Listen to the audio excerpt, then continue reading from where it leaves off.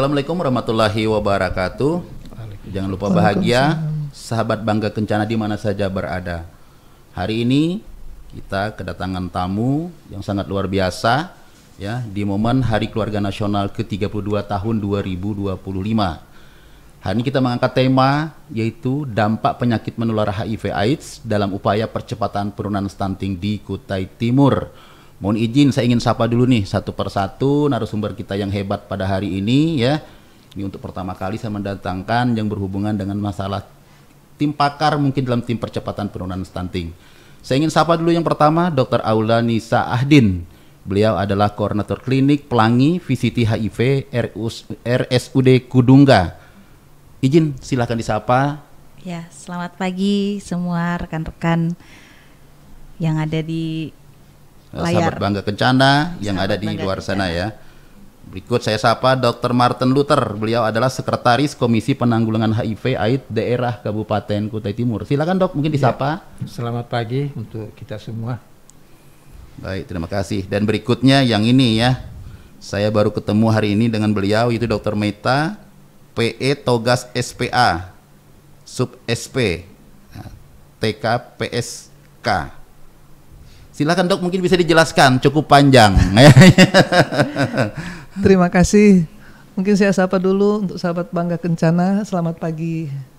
Ya, saya mungkin dokter spesialis anak, konsultan tumbuh kembang anak pediatri sosial. Oke. Kemudian supervisor analis perilaku klinis. Mungkin itu. Baik, terima kasih Dok. Semua sudah menjelaskan jati dirinya semua. Tentu kita tidak sabar lagi ingin mendengar statement dan komentar para narasumber-narasumber kita yang hebat pada ruang Bangga Kencana, ya podcast Bangga Kencana pada kesempatan pagi hari ini. Saya ingin memulai dulu ini ya dari Dr. Martin dan Dr. Aulia ini. Karena ada sebuah irisan tugas yang saling bersinggungan gitu Dok ya. Saling bersinggungan dengan tugas yang ada di Dr. Martin selaku KPAD ya, dan di Dr. Aulia juga di klinik penanganan HIV seperti itu. Saya mungkin lebih mengawali dulu dari Dr. Martinnya deh ya, yang muda biar ngalah dulu mungkin ya begitu ya. Bisa enggak dijelaskan kepada kami mengapa kira-kira HIV AIDS itu masih menjadi perhatian utama dalam edukasi kesehatan masyarakat di Kutai Timur saat ini? Ya, terima kasih. Mungkin kita perlu jelaskan tentang HIV AIDS ya.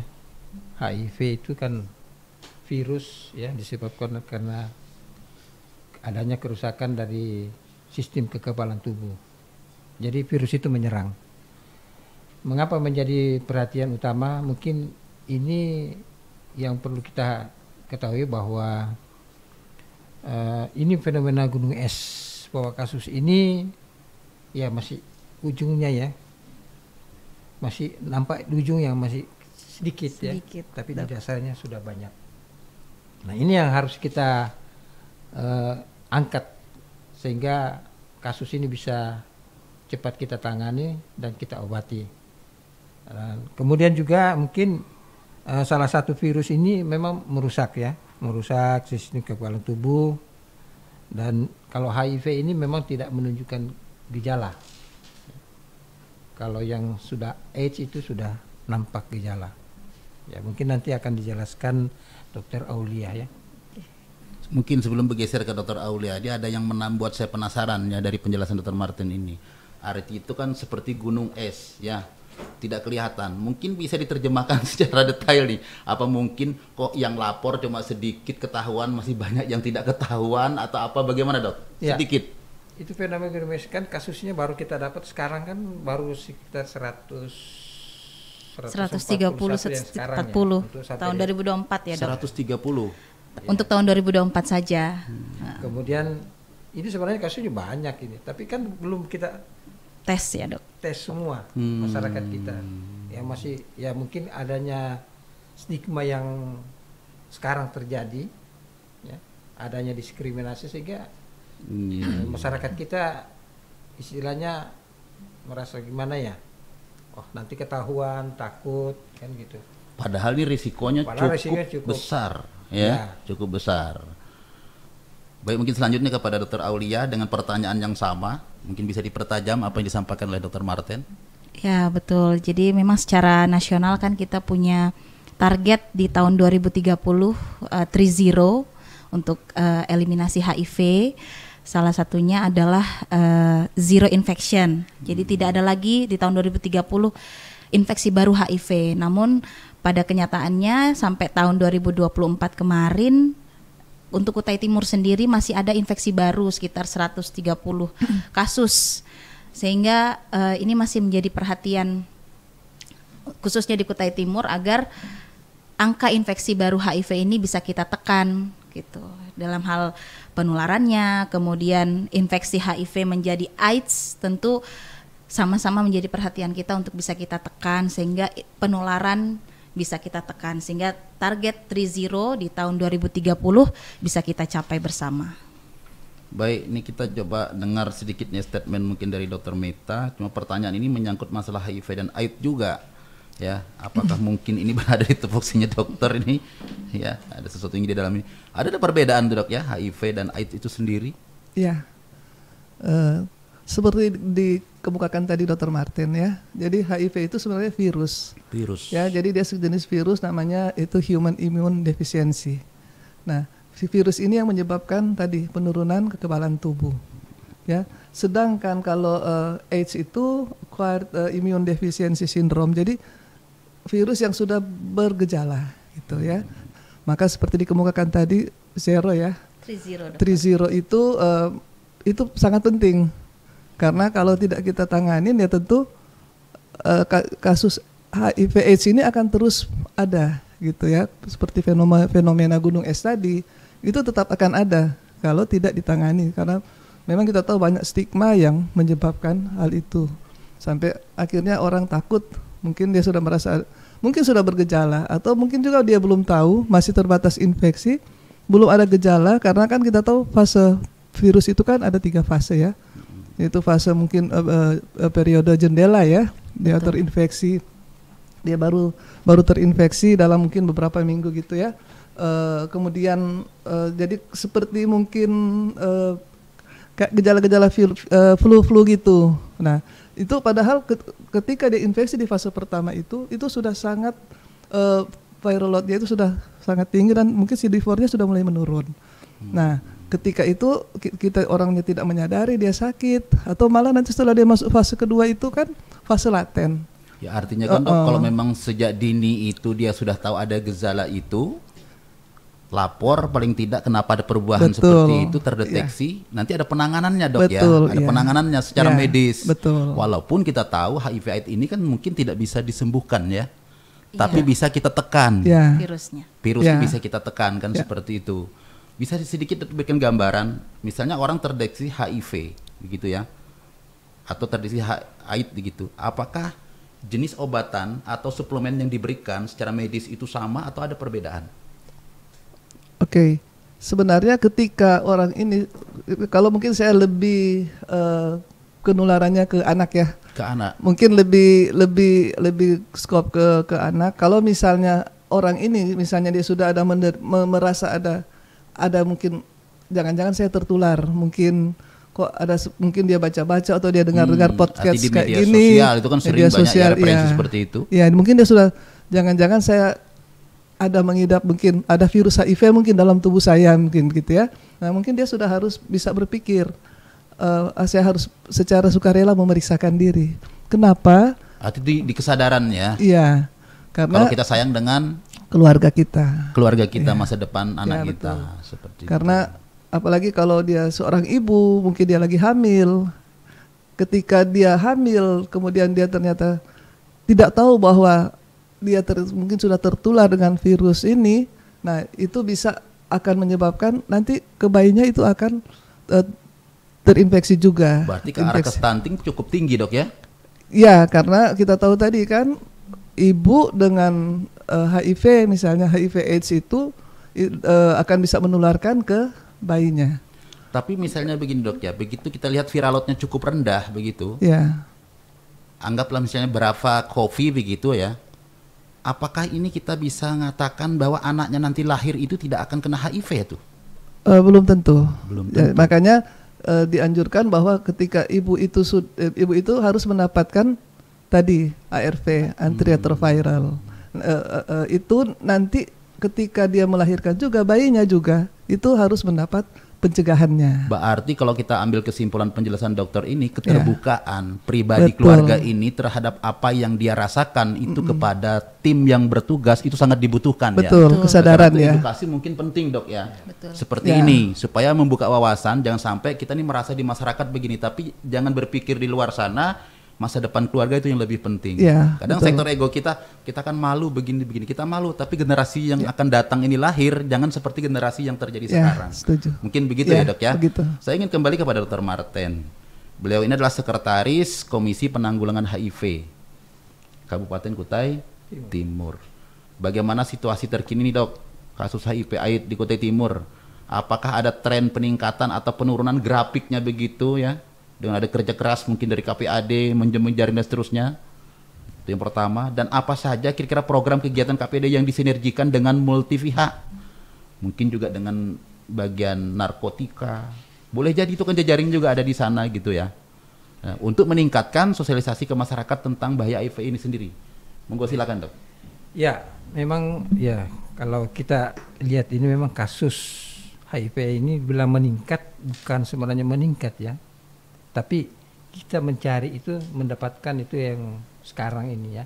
Jadi ada kemajuan karena kita ini ada tren peningkatan dan juga penurunan kasus. Tapi ini apa ya? Kalau kita lihat ini kan kita sekarang dinas kesehatan khususnya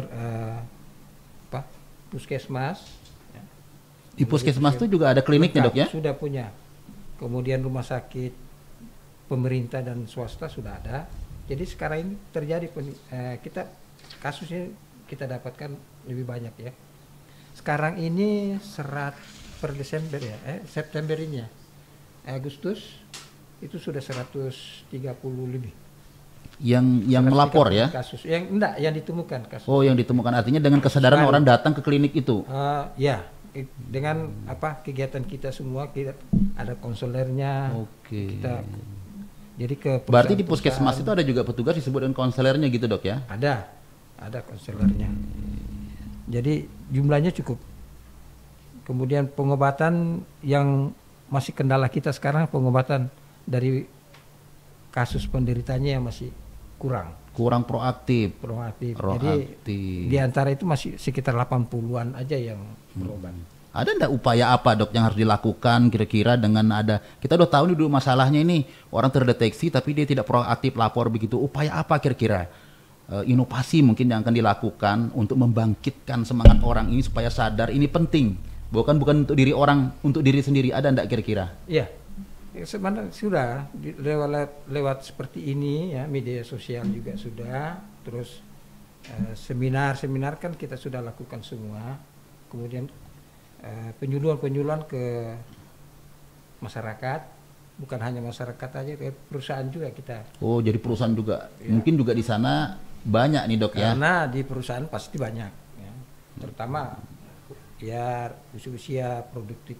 Oke, saya menarik dok kalau kita bicara perusahaan. Tentu pada saat kita masuk ke dunia usaha seperti perusahaan itu kan seleksinya kan cukup ketat ini ya. Harus begini dan terus. Pada saat masuk itu apakah memang ada surat masuk baru terjadi itu atau memang sebelumnya memang sudah ada tapi dia juga lolos bisa bekerja di situ dok? Jadi sekarang ada permen tenaga kerja ya. Dari tenaga kerja itu ada keharusan untuk pemeriksaan ya HIV itu sendiri ya, sebelum diterima untuk bekerja di dunia usaha itu dok ya. Itu yang jadi luar biasa nih ya. Angkanya sudah memang nggak terlalu signifikan dokter ya. Tapi kita harus upaya ini jangan sampai istilahnya trennya terus meningkat. Nah, dengan ada sosialisasi seperti ini paling tidak ini bisa nyampe nanti kepada masyarakat, tingkat kesadaran masyarakat itu lebih tinggi. Itu seperti itu. Saya ingin kembali kepada Dr. Aulia sebagaimana tupoksi beliau di Rumah Sakit Kudungga dok ya. Tentu sudah banyak nih berhadapan dengan para pasien-pasien itu. Peran layanan di klinik ini masalah divisi HIV RSUD Kudungga dalam mendeteksi dan mencegah penyebaran HIV di masyarakat, dok. Ini kira-kira gimana nih? Ya, jadi untuk di RSUD Kudungga sendiri penanggulangan HIV ini masuk dalam akreditasi juga. Jadi penilaian rumah sakit salah satu yang dinilai juga. Jadi masuk dalam Pokja Proknas, program nasional. Jadi memang secara nasional memang HIV ini harus dikendalikan, terutama untuk kami di rumah sakit. Ada 2 tipe pemeriksaan HIV. Jadi ada VCT itu langsung di klinik kami, klinik Pelangi. Jadi VCT itu adalah voluntary. Jadi sukarela.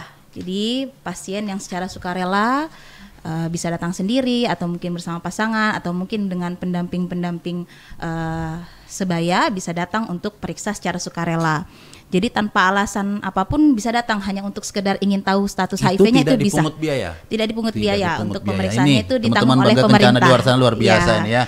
Mungkin Dan, asumsi orang tidak datang takut biaya kosnya tinggi begitu betul. ya. Jadi untuk pemeriksaan secara sukarela ini juga sudah ditanggung oleh pemerintah. Jadi untuk datang ke RSUD Kudungga ke klinik Pelangi sendiri gitu. Dan yang kedua ada juga pemeriksaan berdasarkan indikasi dari pemeriksa atau petugas medis. Misalnya untuk pasien-pasien kok secara gejala mengarah ke infeksi HIV, biasanya kami lakukan konseling untuk dilakukan pemeriksaan, ataupun pasien-pasien yang akan dilakukan operasi. Jadi dilakukan operasi itu kan ada kontak darah, di mana seperti yang kita ketahui bahwa HIV itu hidup di 3 cairan tubuh manusia. Jadi ada darah, cairan kelamin, dan juga ASI. Dimana kalau ada tindakan yang kiranya berisiko untuk menularkan HIV seperti operasi, pasien-pasien kami konseling untuk dilakukan pengecekan status HIV-nya. Kan gitu. kalau saya lihat Dr. Aulia ini kan bukan hanya di Rumah Sakit Kudungga. Betul. Juga sebagai bagian dari PLT di PMI gitu ya. Ya, di unit Tentu donor darah. banyak orang yang donor darah ke sana. Betul. Kira-kira ada ditemukan enggak itu begitu donor darah tiba-tiba terdeteksi, terus apa kira-kira bahasa santunnya disampaikan oleh petugas PMI kepada orang yang sang donor ini? Dia tuh kadang rutin donor gitu. Betul. Tiba-tiba terdeteksi begitu. Ya, jadi untuk di unit donor darah PMI sendiri kami juga melakukan pemeriksaan IMLTD, jadi infeksi menular lewat transfusi darah. Salah satu parameter yang diperiksakan dari 4 parameter adalah HIV. Jadi infeksi HIV, kemudian hepatitis B, hepatitis C, dan juga sifilis. Untuk HIV sendiri kami lakukan pemeriksaan dengan metode CLIA, Bapak. Jadi kalau untuk dari pemerintah itu masih pakai metode rapid, mungkin periode jendelanya masih cukup panjang 3 bulan, namun dengan metode CLIA itu bisa mendeteksi virus HIV dalam waktu 2 minggu paling cepat. Oh begitu. Sehingga memberikan rasa aman terhadap darah yang didonorkan. Tapi rahasia orang rahasia terjamin tetap, ya. Betul. Karena menyangkut sumpah jabatan dok ya. Iya betul. Karena kadang orang kan takut konsultasi tadi nih kan. Iya. Berlingkungan. Saya ingin lanjut nih masih di Dr. Aulia juga ya, karena beliau nih double garden begitu ya, di jobnya cukup luar biasa, di KPAD juga masuk gitu ya, di PMI juga masuk, di klinik juga masuk. Adakah enggak pasangan catin yang berani konsultasi lebih lanjut sebelum melanjutkan ke jenjang pernikahan? Ada enggak gitu dengan gentleman, karena aku sudah nih cinta banget nih, ngebet nih, harus lapor nih supaya dapat edukasi supaya pasanganku merasa aman. Ada enggak dok, cerita sedikit? Ya, beberapa kesempatan sih ada ya Bapak ya, karena memang mungkin ini program Kementerian Agama ya, jadi berarti ada BIMWIN dan BRAS ya, jadi memang bimbingan apa? Bimbingan perkawinan dan bina remaja usia sekolah. Betul. Jadi para catin atau calon pengantin ini yang setelah melakukan premarital check up, ketika didapatkan HIV positif, memang ada beberapa yang datang konseling. Cuman memang seperti yang disampaikan tadi sama Dr. Martin, layanan PDP atau layanan VCT ini memang tidak hanya di Kudungga saja. Jadi di puskesmas pun ketika beliau didapatkan hasil HIV, biasanya langsung dikonseling di puskesmas tersebut. Dikonseling di puskesmas itu, terus obat-obatannya itu juga dari rumah sakit ngambilnya? Oleh puskesmas. Untuk di Sangatta sendiri hampir semua ya dok ya sudah bisa memberikan pengobatan. Rumah sakit swasta pun seperti itu, rumah sakit itu pun tanpa dibayar? Tanpa dibayar. Maupun rumah sakit swasta? Maupun rumah sakit luar biasa swasta. Nih sahabat Bangga Kencana di luar sana, jangan takut kita menyatakan diri kita kalau ada gejala begini-begini, periksakan. Betul. Karena semuanya tidak berbayar. Betul, jadi akses obatnya, yang penting ODIF kita ini mau berobat, karena sampai di kecamatan yang jauh pun akses obatnya sebenarnya sudah ada, tinggal bagaimana ODIF kita ini mau tidak. Oke, ini menarik ya. Saya ingin mengembangkan satu penjelasan ini. Iya. Tentu ada orang pergi melakukan perjalanan jauh, tiba-tiba nih lupa nih obatnya tertinggal. Oh ya. Kira-kira solusi berada di tempat sana itu ada ndak gitu yang bisa channel-channel dihubungin? Karena ini barang tidak boleh telat. Betul, harus diminum tiap hari obatnya. Dan tepat waktunya. Betul, di Sedikit jam yang dibagi sama. kepada sahabat Bangga Kencana kita. Siapa? Jadi memang secara nasional kita sudah ada sistem informasi HIV/AIDS. Jadi dengan memasukkan nomor KTP saja, akses ke vaskes terdekat, misalnya ke puskesmas atau ke rumah sakit, misalnya kita Dimanapun lagi saat itu kita berada, dimanapun di itu pun seluruh tidak Indonesia. dibayar. Tidak dibayar. Tidak Jadi dibayar. kita jadi ada fasilitas namanya transit pengobatan. Yang itu penting bisa lapor diberikan, ya. betul, bisa diberikan obat kurang lebih 2 minggu. Jadi kalau 2 minggu ternyata saya masih belum pulang, mungkin masih bisa diperpanjang 2 minggu. Kalaupun dalam 2 minggu kedua tidak bisa balik lagi, biasanya akan dilakukan rujuk keluar. Jadi perpindahan pasien ke misalnya domisili baru ya Pak gitu. Tapi kalau untuk yang perjalanan mungkin 1-2 hari aja masih bisa diberikan masih bisa, obat, ya. namanya obat transit. Jadi dia tetap menjadi pasien di domisilinya yang awal, tapi di daerah yang dia datangi itu diberikan obat. Tapi obat Dan ini Dok, saya gratis. ingin menggali lebih banyak nih, karena ini penting sekali sahabat di luar sana harus banyak tahu ini ya. Iya. Kira-kira kalau dikasih itu apakah 1 kaplet, 2 kaplet, atau boleh kita mengambil berapa banyak kaplet? Emang ada jatahnya atau berapa gitu boleh tuh? Baik, jadi obatnya ini sudah kombinasi. Jadi ada 3 macam obat, tiga macam obat, tapi dia sudah kombinasi jadi 1 tablet. 1 tablet. Ya, jadi 3 jenis antivirus dalam 1 tablet. Jadi cukup meminum 1 tablet setiap harinya untuk antivirusnya. Seperti itu Bapak. Kalau yang lain-lainnya sih lebih ke untuk pencegahan infeksi lainnya, karena kita tahu HIV ini kan juga menurunkan kekebalan tubuh penderitanya, sehingga kita juga mencegah seperti sekarang kita digalakkan untuk memberikan pencegahan pencegahan infeksi tuberkulosis. Jadi orang dengan HIV itu akan diberikan obat pencegahan tuberkulosis gitu. Baik, saya ingin dikit kembali lagi nih, karena topik kita hari ini sesuai dengan percepatan penurunan stunting kepada Dr. Meta. Ya, banyak orang belum menyadari tentang HIV/AIDS pada anak Dok ya. Bisa dijelaskan secara medis nih bagaimana penularan itu, HIV/AIDS itu dari ibu ke anak, dan bagaimana pencegahan itu dari ibu ke anaknya. Artinya itu rentan ya. Seperti yang dokter katakan tadi itu, kan dia pasti mengandung. Kan boleh jadi kalau kita bicara HIV ini kan bukan hanya berasal dari ibunya, kan boleh juga ibunya tidak, tapi karena faktor suaminya. Seperti itu. Mohon izin Dok. Ya, mungkin saya jelaskan sedikit dulu kenapa HIV ini harus dicegah. Karena pada anak itu penularan HIV itu sifatnya unik ya, tidak seperti orang dewasa. Kenapa saya katakan begitu? Karena perkembangan penyakit dibandingkan pada anak-anak dengan dewasa itu lebih cepat. Kenapa? Ya tadi kekebalan tubuh pada anak itu belum matang. Itu satu. Yang kemudian kedua, kalau misalnya anak itu kena HIV, itu angka kematiannya itu tinggi, cukup tinggi ya. Kemudian satu lagi tadi dihubungkan dengan stunting ya, dia bisa menyebabkan gangguan pertumbuhan, bahkan gangguan perkembangan. Kenapa? Karena pada anak-anak yang menderita HIV itu praktis daya kekebalan tubuhnya itu turun, rendah sekali. Jadi dia mudah kena penyakit, mungkin sehingga asupan gizinya kurang. Mungkin juga metabolisme, ini artinya penggunaan energi tubuhnya itu sangat tinggi pada anak-anak dengan HIV. Jadi menyebabkan asupan gizinya juga pasti berkurang. Nah itu yang menyebabkan anak bisa mungkin stunting. Nanti mungkin stunting nanti ya. Cuman dia akan berkurang dan juga perkembangan. Karena kita tahu kalau anak stunting itu kan punya dampak nanti pada Dok, saya ingin penggal sedikit ya. Kalau kita di orang dewasa, tentu kan ada obat-obatan atau apa tadi dikatakan oleh Dr. Aulia bisa diberikan. Bagaimana pada saat ini jatuh kepada anak? Itu seperti apa tuh Dok? Adakah misalnya obat tertentu atau sirup apa begitu yang akan dikonsumsi anak juga secara berstimulan, berkelanjutan?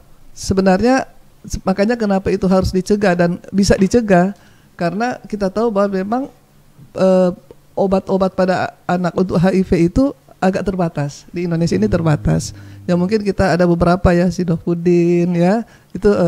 Itu masih bisa ada, tapi makanya kenapa harus sebaiknya dicegah?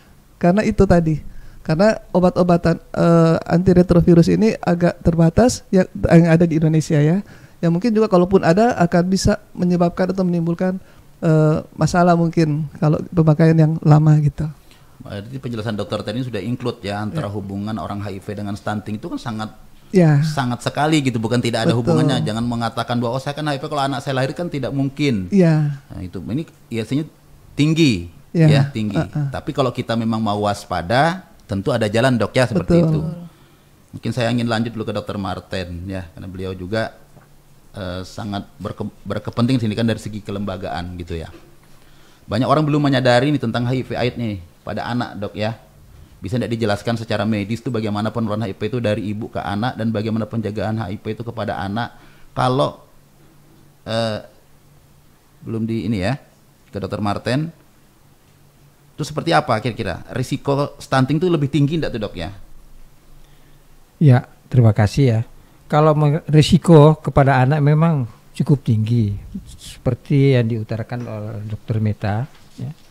Kalau anak yang kena memang stunting pasti terjadi. Karena apa? Kekebalan tubuh anak itu pasti turun sehingga infeksi yang lain bisa masuk sehingga ya dia terinfeksi terus penyakit yang lain juga sehingga gizinya bisa buruk ya. Iya. Dok, saya ingin tanya gini ya. Kalau di rumah sakit maupun di klinik ya, di VCT yang ada di puskesmas begitu, itu deteksi datanya itu kan satu-satu dok ya. Kalau anak sendiri juga datanya gitu, orang tua sendirinya biasanya muncul berapa ratus tadi gitu, masing-masing dok ya. Anaknya juga rutin gitu di konselor atau diperiksakan begitu? Iya sebaiknya ya, karena itu istilah kita itu anak itu kan kecil sekali ya. Jadi cepat sekali terinfeksi. Artinya terbatas juga tadi ya yang dikatakan dokter tadi ya. Betul. Obat-obatan seperti yang dikatakan untuk anak itu untuk di Indonesia terkecuali. Izin saya tambahkan sedikit ya Pak. Boleh silakan dokter Aulia. Kita saling sharing saja. Betul. Jadi kalau untuk anak-anak yang baru lahir itu diagnosisnya lebih ke presumtif dulu ya dok, presumtif HIV. Jadi memang belum tegak HIV-nya sampai usia 18 minggu. Jadi diberikan obat pencegahan sambil kita lakukan pemeriksaan early infant diagnosis. Jadi kita lakukan pengiriman sampel memang karena memang untuk di daerah Kalimantan Timur belum ada Bapak. Jadi kami kirim sampel darah yang diteteskan di kertas. Kemudian dilakukan pemeriksaan di Rumah Sakit Sutomo Surabaya. Jadi kita di Kalimantan Timur belum ada untuk belum itu. Belum ada karena memang program nasional memang masih terbatas ya dok. Untuk Kalimantan Timur kemarin kita sempat menjadi lokus di Balikpapan. Jadi untuk daerah Balikpapan saja, jadi dilakukan pemeriksaan dini untuk bayi-bayi yang baru lahir. Namun kalau untuk di Kutai Timur kita masih mengirim sampel ke Surabaya. Jadi sampai usia 18 minggu memang kita lakukan sekitar 2 kali di usia 6 minggu dan di bawah 18 minggu untuk menentukan bayi ini yang lahir dari ibu dengan HIV positif apakah dia HIV positif. Gitu. Kalau sebelum EID-nya hasilnya keluar 2 kali positif, baik yang pertama ataupun yang kedua, maka bayi itu masuk dalam kategori presumtif. Jadi hanya diberikan pencegahan dulu. Pencegahannya begitu ya. Jadi lebih ke ibunya sih yang masuk dalam data kami di. Nah ini penting nih ya sahabat Bangga Kencana yang ada di luar sana. Bayangkan kita untuk memeriksakan itu aja harus kirimnya ke Surabaya. Tidak ada di Kalimantan Timur. Kenapa untuk bayi baru lahir ya? Kenapa kita tidak sadar mulai sekarang? Betul. Itu melakukan kesadaran untuk datang sendiri mendeteksi itu. Saya masih tetap kembali kepada Dr. Aulia ya. Kepada Dr. Aulia, mana yang lebih rentan terjangkit virus HIV? Ini penting ya. Ada hubungan juga saya tanyakan dengan Dr. Meta tadi. Laki-laki atau perempuan sih? Jika masuk dalam pergaulan seks bebas. Itu dulu. Baik. Memang secara keilmuan ya dok ya. Memang kalau perempuan itu kenapa dianggap lebih berisiko? Karena secara anatomis saluran reproduksi kita ya dok. Dia menerima itu juga, ya. Dan memang lebih pendek salurannya ya dok dibanding kalau pada pria. Jadi dan untuk di wanita sebutlah mungkin organ kelaminnya wanita itu memang lebih lebar, kemudian cairannya lebih tergenang gitu ya. Berarti lebih dominan ya. Secara biologis, secara anatomis. Tapi kenapa juga infeksi pada laki-laki itu tinggi? Karena secara faktor lingkungan, gaya hidup Ya biasanya pada laki-laki lebih kita kenal ada namanya LSL saat ini ya, lelaki suka lelaki. Jadi jadi memang angkanya juga tinggi pada laki-laki gitu. Dan wanita juga cukup rentan karena ya itu tadi mungkin karena masih belum ada informasi yang mereka dapatkan. Pasangannya di luar lebih aktif. Secara gaya hidup kurang aman dalam berperilaku seksual, sehingga pada saat pulang istri yang di rumah yang juga menerima resiko akibatnya. Betul. Ya. Saya ingin lebih lanjut lagi nih. Adakah saran himbauan edukasi yang dilakukan untuk pencegahan penularan HIV jika salah satu pasangan ini terdeteksi sudah positif HIV akan melangsungkan pernikahan? Baik. Kira-kira apa yang udah dilakukan di sana nih? Ya, jadi kalau baik pasangan yang belum menikah ataupun mungkin pada saat sudah melakukan pernikahan dan ternyata didapatkan salah satu pasangannya HIV positif, tentu kita lakukan notifikasi pasangan, Bapak. Jadi kita lakukan notifikasi pasangan, kita konseling untuk pasangan tersebut juga lakukan tes HIV. Jika tes pasangannya juga positif, kita lakukan pengobatan. Iya, kalau salah satunya saja? Kalau salah satunya saja, maka yang satunya ini yang positif kita lakukan pengobatan, yang satunya kita lakukan perlindungan, kita berikan perlindungan. Contoh perlindungan itu seperti apa? Sebenarnya secara nasional sudah ada PrEP ya dok ya, ada program dari pemerintah namanya pencegahan propilaksis pre-exposure. Jadi sebelum dilakukan pajanan ataupun terekspos dengan virus HIV, misalnya lakukan pemakaian kondom ya. Kemudian ada obat memang saat ini sudah diberikan pada pasangan dengan HIV positif. Jadi diminum kurang lebih 24 jam sebelum melakukan hubungan seksual. Ada yang harus diminum begitu ya? Cuman memang untuk Kutai Timur masih terbatas. Betul. Jadi bayangkan nih sahabat Bangga Kencana di luar sana ya, orang Kutai Timur kalau sudah terdeteksi itu banyak sekali yang terbatas ya. Jadi, saya ingin lebih lanjut lagi Dokter Aulia. Ini sangat penting saya gali. Nanti akan di-sharing dengan dokter-dokter yang lainnya ini yang hadir di sini ya.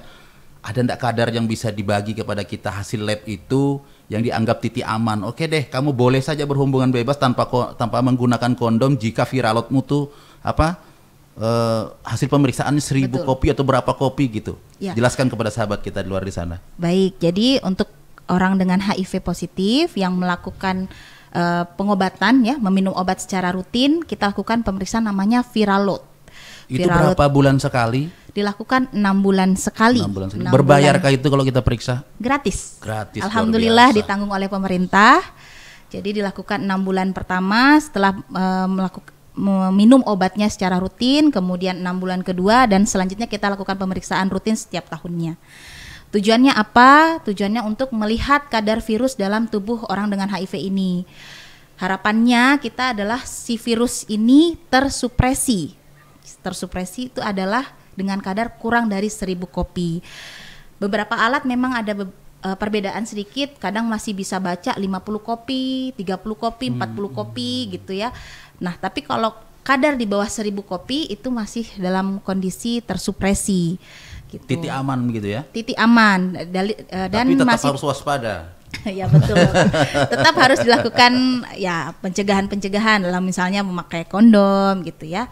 Nah, kalau untuk bereproduksi sendiri, untuk ODIF kita sarankan virusnya tidak terdeteksi. Jadi di bawah, kalau tersupresi itu di bawah 1000. Di bawah 1000 ya? Di bawah 1000 kopi, tapi tidak terdeteksi itu di bawah 50 atau 40. Masing-masing alat berbeda yang tadi saya sampaikan. Jadi kalau akurat enggak alat ini kira-kira untuk meyakinkan pasien kita di luar sana, jangan ada yang takut nikah. Tentu saja akurat Bapak, karena alat ini diberikan reagen dan cartridge-nya semua dari Kemenkes, dilakukan kalibrasi juga. Untuk di Kutai Timur memang pemeriksaan kita kirim ke AWS Bapak. Oh, di sana. Kita kirim ke pusat nih, ke Kalimantan Timur. Saudara kita yang terinfeksi virus HIV di luar sana, jangan takut menikah ya. Sudah ada informasi ilmu nih diberikan oleh para dokter-dokter kita ini. Saya ingin semua yang hadir di sini dengan pertanyaan yang sama ya. Saya ingin dulu ke Dokter Meta. Ya. Dalam hal melakukan kampanye penanggulangan HIV/AIDS ya. Mana yang dianggap cara yang paling efektif nih Dok ya? Melalui platform digital seperti ini, sosial media, ataukah kita tuh belusukan aja gitu datang ke rumah-rumah atau ke sekolah-sekolah atau seminar seperti dikatakan Dokter Martin tadi itu ke daerah khusus Menurut dokter pengalaman bagaimana?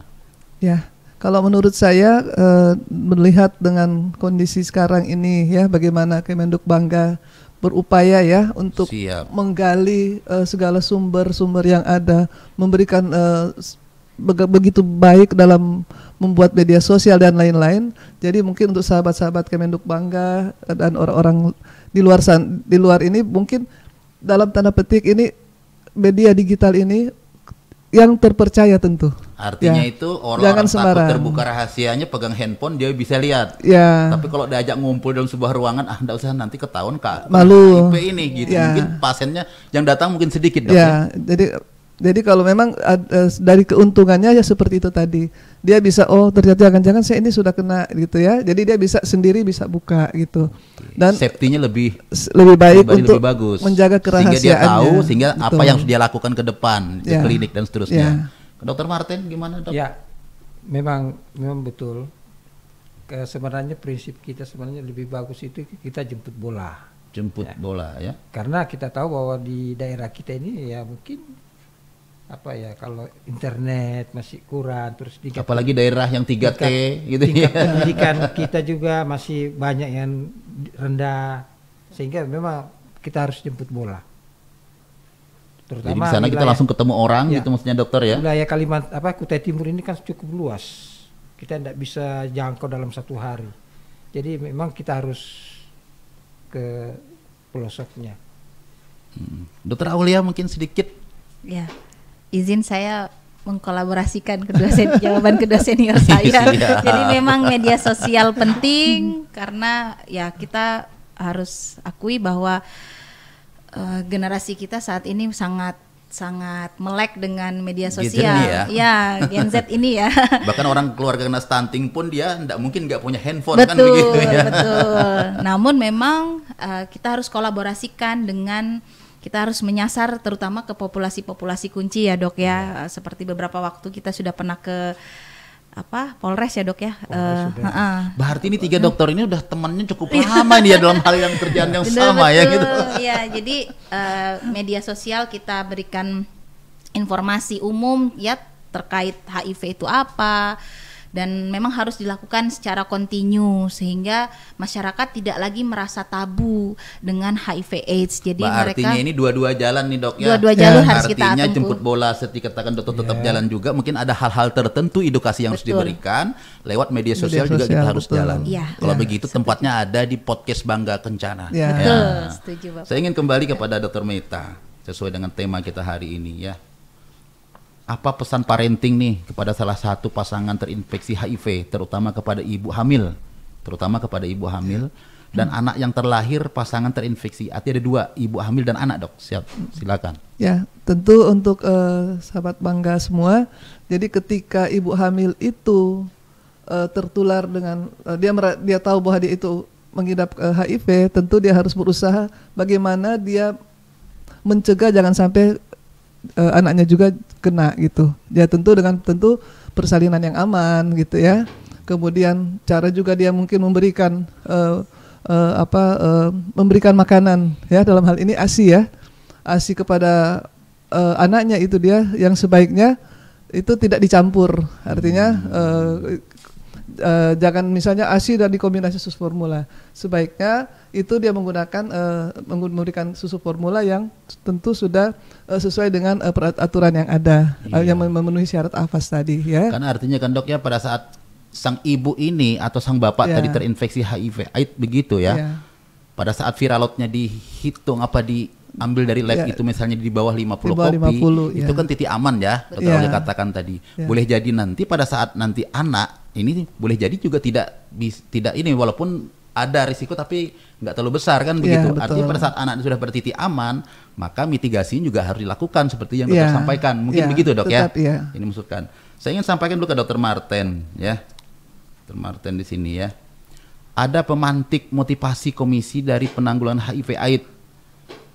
Pemantik ini saya katakan penekanannya gitu ya, agar tingkat kesadaran masyarakat itu tinggi Dok, untuk proaktif memeriksakan kesehatannya di klinik VCT HIV, baik itu di puskesmas maupun di layanan umum. Ada enggak kira-kira nih? Apa kira-kira yang mungkin hanya 1-2 kata begitu bisa meyakinkan nih di luar sana?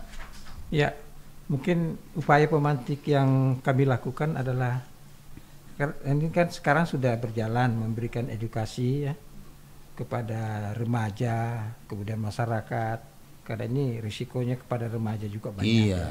Jadi usia produktif lah istilah kita. Kemudian untuk meningkatkan kesadaran tentang perilaku hidup sehat. Nah, sekarang kita juga sudah memiliki perda. Ya, jadi payung hukum di daerah, regulasi udah punya ya? Mungkin Kutai Timur yang baru ada ya. Iya, betul Dok. Itu sudah disosialisasikan ke masyarakat Dok? Ini sementara, belum. Wah, bisa nanti Dok, bicara di podcast ini nanti kita. Ya. Di bedah itu. Nanti kami perdanya. kolaborasi dengan bagian hukum, anggota dewan.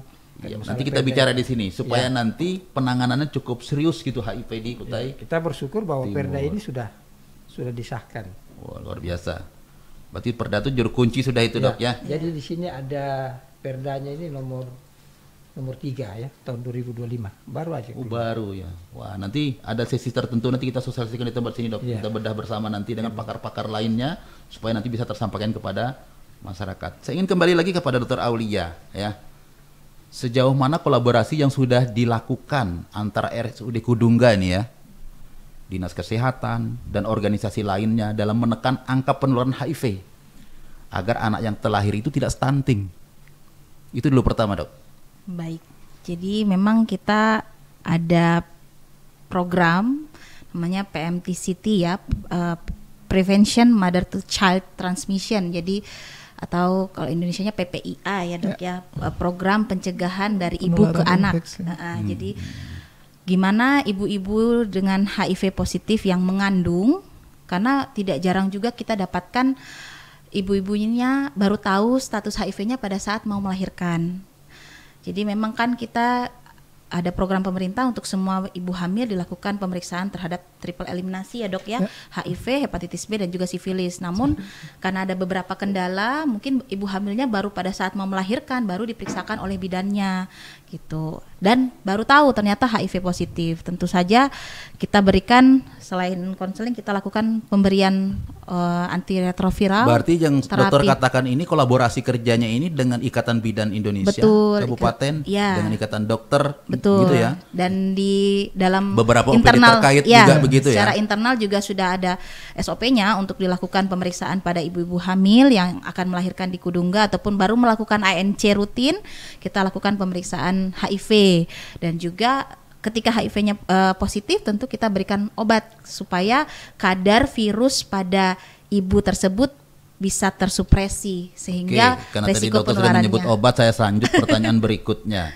Iya. Stok obat kita nih supaya para pasien di luar sana itu jangan khawatir gitu loh bahasanya tuh. Iya. Kira-kira stok obat HIV/AIDS untuk Kutai Timur ini sesuai dengan data-data tadi disampaikan oleh Dr. Martin itu, Iya. ya kalau bahasa kita ini kira-kira bisa kehabisan, ndak orang sudah datang, ndak ada lagi obatnya begitu? Oke, jadi dari Dinas Kesehatan sendiri kita memang sudah diprogramkan bahwa untuk satu ODIF itu ada buffer atau persediaan obat sekitar 3 bulan. Jadi ketika orang dengan HIV positif ini terdata dan masuk di SIHA atau Sistem Informasi HIV/AIDS, itu akan langsung terbridging dengan Smile Logistik. Smile Logistik itu dari nasional juga, sehingga satu ODIF itu buffer atau persediaan obatnya sekitar 3 bulan ke depan. 3 bulan ke depan. Aman. Ya. Produknya bisa diproduk di Indonesia itu barang? Nah kalau untuk itu saya kurang tahu ya Pak, karena ini obat program jadi ya, gitu. disalurkan oleh pusat dari provinsi, kemudian di dinas kabupaten, baru kemudian disebar ke masing-masing Tapi untuk layanan. Kutai Timur saat ini jatahnya cukup. Insya Allah cukup. Alhamdulillah. Jadi sahabat luar sana jangan takut ya. Stok kita ada. Tinggal hubungin Dr. Martin, hubungin Dr. Aulia. Ya. Aman sudah. Ini saya ingin kembali kepada semua narasumber. Saya mulai dari Dr. Meta. Ya. Apakah masalah penanganan HIV/AIDS ini ada batasan tertentu tentang tanggung jawab antara pemerintah pusat, pemerintah daerah, dan sumber pembiayaan itu lebih dominan di mana? Apakah di APBD ataukah di APBN gitu ya? Kita sharing Dok, karena dokter kan istilahnya itu berada di mana-mana aja ini. Juga Dr. Martin bisa memberikan penguatan. Monggo, silakan. Ya, terima kasih. Kalau dari pandangan saya itu kita tahu bahwa HIV/AIDS itu sulit ya, jadi tidak bisa cuma jadi beban tanggung jawab dari pusat gitu ya. Jadi pemerintah daerah juga harus terlibat dan bahkan masyarakat itu sendiri. Ya, karena tingkat partisipasi juga harus tinggi, Dok, ya. Harus tinggi karena dengan masyarakat juga tingkat partisipasi yang tinggi, jadi itu akan lebih mudah karena kita tahu prinsipnya kan lebih baik mencegah daripada mengobati. Ya, jadi mungkin partisipasi masyarakat juga itu sangat penting, tapi itu adalah tanggung jawab semua dari pemerintah pusat, pemerintah daerah itu penting. Berarti kolaborasinya dari berjenjang. Ya mungkin seperti sekarang kan kita semua terprogram ya, dan program itu sudah masuk dalam program pemerintah ya, program nasional Proknas. Itu sangat-sangat luar biasa ya, karena untuk hal ini pun pemerintah sangat memperhatikan gitu. Dr. Martin mungkin bisa mendapatkan penguatan. Ya. Jadi kalau masalah dari anggaran dari pusat ya, provinsi, daerah itu saya rasa sama ya. Jadi dikolaborasi. Seperti kita di Kutai Timur ini ya. Memang anggaran sekarang ini kami anggaran dari APBD ya. Suplai dari APBD ya, APBD, kemudian juga dari masyarakat, terutama CSR. Oh, CSR juga masuk ya di KPAD ya. Juga membantu. Jadi anggaran itu banyak, jadi kita bisa bekerja sama dengan. Berarti peran perusahaan juga cukup tinggi di sini, Dok ya. Cukup, dan memang tenaga kerjanya juga yang. Oh, luar biasa. Dari Dr. Aulia ini ya, karena ini kan berkecimpung langsung dengan pelayanan, ini banyak yang datang konsultasi, kadang-kadang juga harus sukarela saja, datang lagi obat dan seterusnya. Betul. Silakan. Baik, jadi kalau menurut hemat kami sih keduanya memang berperan sama pentingnya, karena balik lagi seperti yang disampaikan oleh Dr. Meta bahwa HIV/AIDS ini kan masuk dalam program nasional, jadi dari pemeriksaan sampai evaluasi pemeriksaannya yaitu viral load, kemudian pengobatannya baik itu obat antivirusnya, obat pencegahannya, itu semua ditanggung oleh pemerintah. Dalam hal ini mungkin masuk dalam APBN karena program nasional. Namun APBD di sini juga dibutuhkan, atau peran dari pemerintah daerah juga sangat dibutuhkan untuk hal-hal yang seperti ini, misalnya sosialisasi, penyuluhan, karena hal-hal yang mungkin sifatnya belum sakit itu belum bisa masuk dalam program nasional yang seperti kami misalnya di rumah sakit gitu ya, di RSUD. Jadi memang peran-peran di ujungnya misalnya populasi-populasi berisiko, atau justru mungkin anak-anak sekolah kita yang jangan sampai mereka juga tabu atau belum tahu tentang HIV/AIDS. Nah, di situ mungkin peran pemerintah daerah juga sangat kami harapkan. Semua butuh biaya ya. Betul. Butuh biaya. Betul. Ini supaya dengar nih TAPD di luar sana nih, para dokter kita ini butuh biaya untuk penanganan HIV di Kutai Timur. Baik, sebagai pertanyaan penutup untuk semua narasumber, saya kembalikan dulu kepada Dr. Meta ya. Pesan yang ingin disampaikan kepada masyarakat Kutai Timur nih, Dok, dalam rangka meningkatkan kesadaran tentang waspada. Kalau katakan waspada itu kayak pesan Bang Napi ya, waspada gitu, HIV/AIDS dan upaya pencegahannya. Mungkin ada kata sedikit berkata tapi tegas gitu, Dok, maksudnya ya. Silakan. Ya, kita tahu jadi harus dicegah. Jadi HIV/AIDS ke anak-anak itu harus dicegah, dan itu bisa dicegah. Oh, bisa dicegah ya. Arti tidak hanya bisa dicegah tapi tidak harus dicegah, dan itu bisa dicegah. Oh, bisa dicegah. Artinya sebelum terjadi terinfeksi. Ya, itu aja. Ya. Dari Dr. Martin. Ya. Kalau ini masalah HIV sebenarnya sudah prinsip tadi Dr. Aulia katakan, hanya ada 3 tempat ya yang bisa menyebarkan, yaitu melalui cairan ya, kemudian air susu dengan darah. Nah, kalau ini 3 kita hindari, saya rasa tidak aman, ada masalah. Dok ya. Aman. Ya. Ya. Nah, dengar nih kru-kru semua ya, kalau mau melakukan hubungan seks bebas pakai kondom. Tapi saya tidak mengizinkan. Untuk melakukan pencegahan, lebih baik mencegah ketimbang mengobati, Dok ya, seperti itu. 3 hal tadi, Dok ya. Ingat yang di luar sana 3 hal tadi. Dr. Aulia, sebagai pertanyaan penutup. Ya, kurang lebih sama sih Pak ya. Jadi pencegahan ABCDE yaitu abstinen, puasa untuk melakukan hubungan seksual kalau memang belum ada pasangan yang halal. Kemudian B, be faithful, setialah pada satu pasangan seksual saja. C, gunakan kondom jika memang darurat.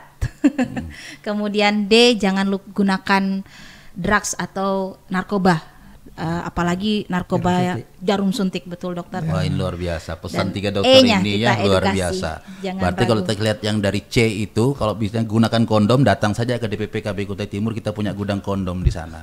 Masya Allah. Baik, sebagai closing penutup ya. Demikian bincang-bincang kita di program Bangga Kencana pada kesempatan pagi hari ini pada narasumber kita yang hebat semua. Saya ucapkan terima kasih. Mudah-mudahan dokter semua, jasa-jasa dokter semua, ilmu yang dokter bagi bermanfaat untuk masyarakat Kutai Timur, menjadi ladang amal ibadah kita kelak. Sehingga siapapun di luar sana yang terdeteksi HIV, jangan pernah takut untuk konsultasi kepada dokter. Dokter punya sumpah, punya janji akan melindungi Anda semua. Begitu dok ya. Nah, agar semua sahabat Bangga Kencana kita di luar sana itu bersemangat, dia harus bangun, dia harus bangkit. Kita punya yel-yel nih dok ya. Kita punya yel-yel dengan suara yang lantang dokter, sehingga suara yang lantang ini orang luar sana tuh semangat untuk datang ke klinik VCT HIV.